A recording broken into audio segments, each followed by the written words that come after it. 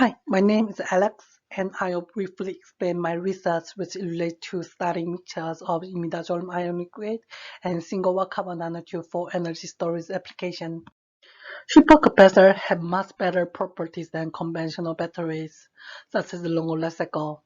However, one disadvantage of supercapacitor is their modest energy densities. Single-wall carbon nanotube and ion liquid have some great promise to serve as electrodes and electrolyte for supercapacitor because single-wall carbon nanotube has high surface area and ion liquid has wide electrochemical windows.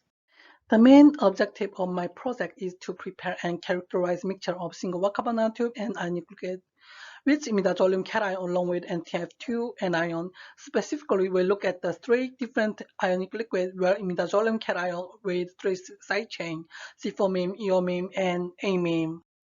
The ionic liquid obtained from Dr. Law's lab mixed with certain amount of single-wall carbon nanotube to prepare 2% and 5% single-wall carbon nanotube ionic liquid mixture.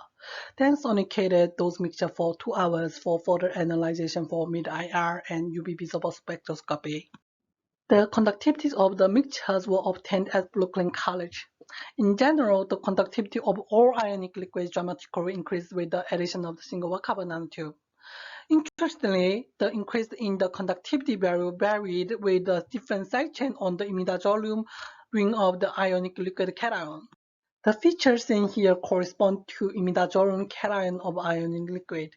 Since the feature at 740 and 612 wave number significantly changed upon the addition of the nanotubes for both wave percentages, we conclude that there was some kind of the interaction between the cation of the ion liquid and the nanotubes.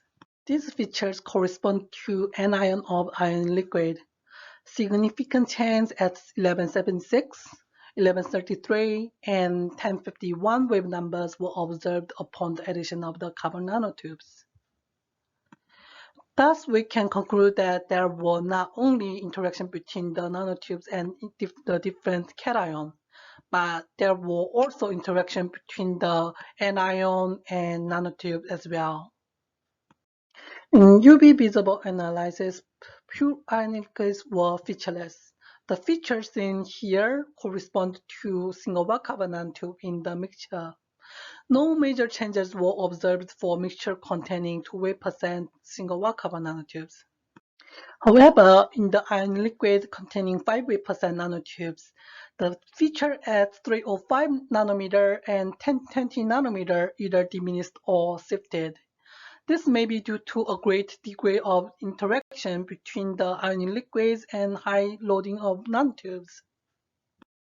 In conclusion, ionic liquid and single-wall carbon nanotubes show great promise for the supercapacitor because the conductivity value of mixture was significantly high. Mid-IR data indicated that there were interaction between the single-wall carbon nanotube and both cation and anion of ion liquid. UV visible data indicated that the electronic property of the nanotubes were mainly changed in the mixture containing higher loading of nanotubes.